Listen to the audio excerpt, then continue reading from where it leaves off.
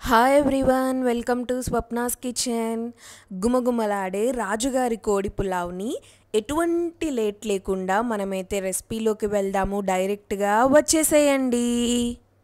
First ఇక్కడ నేను 750 grams చికెన్ని ఒక 3-4 టైమ్స్ నీట్గా ఉప్పు వాటర్లో వాష్ చేసుకొని పక్కన పెట్టేసుకున్నానండి. నెక్స్ట్ మనమైతే పులావ్ ప్రాసెస్ చేసేద్దాము. ఇక్కడ మనం పులావ్ దేంట్లోకైతే చేసుకుంటున్నామో ఆ గిన్నెనే పెట్టేసుకొని ఒక 1 స్పూన్ నెయ్యి వేసాను. నెయ్యి మంచిగా కరిగిన తర్వాత ఇక్కడ నేనైతే జీడిపప్పులు యాడ్ చేశానండి. ఫస్ట్ మీకు ఒకవేళ ఎక్కువ జీడిపప్పులు ఉంటే ఇష్టం అనంటే ఇంకొన్ని జీడిపప్పులైనా మీరు యాడ్ చేసుకోవచ్చు, అది మీ ఇష్టాన్ని బట్టండి. తర్వాత నేను చూపిస్తున్న స్పైసెస్ అన్నీ ఒకదాని వెంబడి ఒకటి వేసుకోవాలి. ఈ స్పైసెస్ అన్నీ మనము ఫస్ట్ నెయ్యిలో వేయించుకుంటున్నాము. మీరు చూసినట్లయితే నేను ఇంకా ఆయిల్ ఏమి వేయలేదు.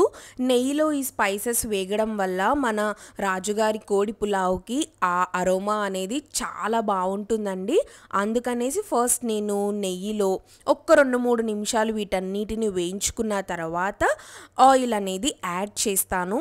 సో మీరు ఈ స్పైసెస్ అన్నిటినీ మీరు తీసుకున్న చికెన్ క్వాంటిటీకి ఎంత పులావ్ చేసుకోవాలనుకుంటున్నారో దాన్ని బట్టి తగ్గించుకోవడమా లేకపోతే ఇంకొన్ని ఎక్స్ట్రా యాడ్ చేసుకోవడమా చూసుకోండి. దాని తర్వాత నేనైతే ఇక్కడ 3 టేబుల్ స్పూన్స్ ఆయిల్ వేసాను. ఆయిల్ వేసిన తర్వాత 3 పెద్ద ఆనియన్స్ని సన్నగా కట్ చేసుకొని ఆనియన్స్ వేసానండి. మనకి ఆనియన్స్ అనేవి కలర్ చేంజ్ అయ్యేంత వరకు ఫ్రై చేసుకోవాలి. పులావ్కి ఆనియన్స్ కొంచెం ఎక్కువే పడతాయి. ఆనియన్స్ ఎక్కువ ఉంటేనే ఆ టేస్ట్ అనేది చాలా బాగుంటుందండి. ఒక్క 5 నిమిషాలు మనము ఉల్లిగడ్డలని మంచిగా మగ్గనిచ్చామంటే చూస్తున్నారు కదా కలర్ చేంజ్ అయింది. ఈ టైంలో మనమైతే అల్లం వెల్లుల్లి పేస్ట్ వేసుకోవాలి. నేను తీసుకున్న 750 గ్రామ్స్ చికెన్కి 1.5 స్పూన్ అల్లం వెల్లుల్లి పేస్ట్ అయితే వేసాను. ఫ్రెష్గా దంచి పెట్టుకుంది వేయడానికి ట్రై చేయండి, దానివల్ల చాలా బాగుంటుంది టేస్ట్ అనేది. తర్వాత నేను ఇక్కడ 6-7 పచ్చిమిర్చీలని మంచిగా పేస్ట్ చేసుకొని పచ్చిమిర్చి పేస్ట్ కూడా వేసాను. ఇది వేయాలా స్వప్న అని అంటే ఖచ్చితంగా వేయాలండి పచ్చిమిర్చి పేస్ట్, దానివల్ల చాలా బాగుంటుంది టేస్ట్. ఇప్పుడు మనము అల్లం వెల్లుల్లి పేస్ట్ పచ్చిమిర్చి పేస్ట్ మంచిగా వేగాలి, పచ్చివాసన పోయేంత వరకు ఒక్క 5 నిమిషాలు వేయించుకున్న తర్వాత మనం ముందుగా శుభ్రంగా కడిగి పెట్టుకున్న చికెన్ని వేసేసానండి. చికెన్ అనేది మనకి మీడియం ఫ్లేమ్లో ఒక్క 10 నిమిషాలైనా మగ్గాలి. అప్పుడు చికెన్లో నుండి వాటర్ అనేది ఊరుతుంది కదా. ఈ టైంలో నేనైతే ఒక 1/2 టీ స్పూన్ పసుపు కూడా వేసేసుకున్నాను. ఒక్కసారి మంచిగా మనమైతే కలిపేసుకొని చికెన్ అయితే మగ్గనిద్దామండి. బిర్యానీస్ పులావ్స్లో ఎన్నో వెరైటీస్ ఉంటాయి. అయితే రాజుగారి కోడి పులావ్ టేస్ట్ కానీ ఆ ఫ్లేవర్ కానీ చాలా యూనిక్గా ఉంటుందండి. మీరైతే నేను చెప్పినట్టు ఒక్కసారి డెఫినెట్గా ట్రై చేసి చూడండి, మీకే అర్థమవుతుంది ఎంత బాగుంది అనేదైతే టేస్ట్. ఇక్కడ నేను ఒక 10 నిమిషాలు మగ్గనిచ్చిన తర్వాత మూత తీసి చూశాను, వాటర్ అన్నీ ఊరాయి కదా చికెన్లో నుండి. ఈ టైంలో మనమైతే ఉప్పు కారం వేసేసుకోవాలండి. నేను ఇక్కడ రాళ్ళుప్పే వేసుకుంటున్నాను, ఎందుకంటే తర్వాత మనము పులావ్లోకి ఎసరు పోసుకుంటాం కాబట్టి రాళ్ళుప్పు అనేది ఈజీగా కరుగుతుంది. ఇక్కడ నేను ఉప్పు వేసుకున్న తర్వాత కారం కూడా మీ స్పైసీనెస్కి తగ్గట్టుగా వేసుకోండి. నేనైతే 750 గ్రామ్స్ చికెన్కి 1/2 kg రైస్ తీసుకుంటున్నానండి. మనము బిర్యానీ లాగా ఈక్వల్ క్వాంటిటీ రైస్ అయితే తీసుకోకూడదు. పులావ్కి 750 గ్రామ్స్ చికెన్ తీసుకున్నా కాబట్టి 500 గ్రామ్స్ రైస్ తీసుకున్నాను. కారం వచ్చేసి 3 స్పూన్స్ యాడ్ చేశానండి, కొంచెం స్పైసీగా ఉంటే బాగుంటుంది కదా. ఉప్పు కారం వేసుకొని మంచిగా ఒకసారి కలుపుకొని అయితే ఇంకొక 5-10 నిమిషాలు మనం చికెన్ని మంచిగా మగ్గనివ్వాలి మూత పెట్టుకొని. మీలో ఎంతమందికి రాజుగారి కోడి పులావ్ ఇష్టమో, ఎంతమంది అసలు టేస్ట్ చేశారు, ఎంతమంది టేస్ట్ చేయలేదు నాకైతే కమెంట్స్లో చెప్పండి, సరేనా. ఇక్కడ చూడండి 10 నిమిషాల తర్వాత మూత తీసి చూశాను. ఇప్పుడు నేను ఇక్కడ 1 కప్పు కర్డ్ అయితే వేసుకున్నానండి. పెరుగు వేయడం వల్ల మనకి కన్సిస్టెన్సీ అనేది థిక్గా వస్తుంది, అలానే చాలా బాగుంటుంది. పెరుగు వేసుకొని మరలా ఒకసారి అయితే కలుపుకోవాలి. పెరుగు వేసుకున్నప్పుడు మీరు ఫ్లేమ్ని సిమ్లో పెట్టేసుకొని మంచిగా కలుపుకోండి, దానివల్ల పెరుగు అనేది గడ్డలు కట్టకుండా ఉంటుంది.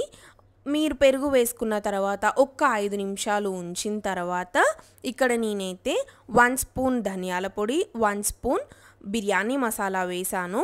మీ దగ్గర బిర్యానీ మసాలా లేకపోతే గరం మసాలా అయినా యాడ్ చేసుకోవచ్చు. మసాలాలు వేసిన తర్వాత గుప్పెడు సన్నగా తరుగుకున్న కొత్తిమీర పుదీనా కూడా వేసేసానండి ఇదే టైంలో. ఇప్పుడు మనం మరలా ఒకసారి మొత్తం కలిపేసుకొని చికెన్ని ఇంకొద్దిసేపు అయితే మగ్గనిద్దాం, ఒక్క 5 మినిట్స్ అలా. 5 నిమిషాలు మగ్గిన తర్వాత చికెన్ని ఇక్కడ నేనైతే ఎసరు పోసేసుకుంటున్నానండి. నేను తీసుకున్న బియ్యం 2 గ్లాసెస్ కాబట్టి గ్లాస్కి 2 గ్లాసుల చొప్పున 4 గ్లాసుల వాటర్ అయితే యాడ్ చేశాను. యూజువల్గా మనము గ్లాస్కి గ్లాసున్నరే వాడతాం కదా అన్నం వండేటప్పుడు, కానీ ఇక్కడ మనకి చికెన్ ముక్కలు కూడా ఉన్నాయి కాబట్టి నేను గ్లాస్కి 2 గ్లాసులు తీసుకున్నాను. 4 గ్లాసెస్ వాటర్ పోసుకొని హై ఫ్లేమ్లో పెట్టుకొని ఎసరు అనేది మరగనివ్వాలండి. ఇలా మరుగుతున్న ఎసరులో మనము అర్ధగంట సేపు నానపెట్టుకున్న బియ్యంనైతే నేను యాడ్ చేశాను. మీరు పులావ్ స్టార్ట్ చేసే ముందు బియ్యం కడుక్కున్నారంటే ఎలాగో చికెన్ మగ్గడానికి ప్రాసెస్ అంతా అర్ధగంట పడుతుంది కదా, సో టైం కూడా కరెక్ట్గా ఉంటుంది. బియ్యం వేసిన తర్వాత ఇక్కడ ఈ టైంలో మీరైతే ఒకసారి ఎసర్ని కొంచెం టేస్ట్ చేశారంటే ఉప్పు సరిపోయిందో లేదో మీకు అర్థమవుతుందండి. నేను కూడా ఇదే టైంలో ఉప్పు చెక్ చేసుకున్నాను. ఉప్పు ఒకవేళ మీకు పడుతుంది అని అంటే ఈ టైంలో యాడ్ చేసుకుంటే మనకి ఎసరు ఉంటుంది కాబట్టి ఆ వాటర్లో ఉప్పు అనేది కరిగి మంచిగా బియ్యంకి అనేది అయితే పడుతుంది. హై ఫ్లేమ్లో ఒక్క 10 నిమిషాలు మనము అన్నం ఉడకనిచ్చిన తర్వాత మీరు చూసినట్లయితే మంచిగా దగ్గరికి వచ్చేసింది కదా. ఈ టైంలో ఇంక నాకు అడుగున కొంచెం ఎసరైతే ఉందండి.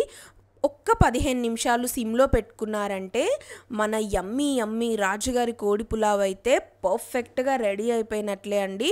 చూస్తున్నారు కదా పొడి పొడిలాడుతూ ఎంత పర్ఫెక్ట్గా వచ్చిందో. మీరు కనుక నేను చెప్పిన వాటర్ కొలతలతో చేశారంటే ఖచ్చితంగా మీకైతే పర్ఫెక్ట్ రాజుగారి కోడి పులావ్ అయితే రెడీ అయిపోతుందండి.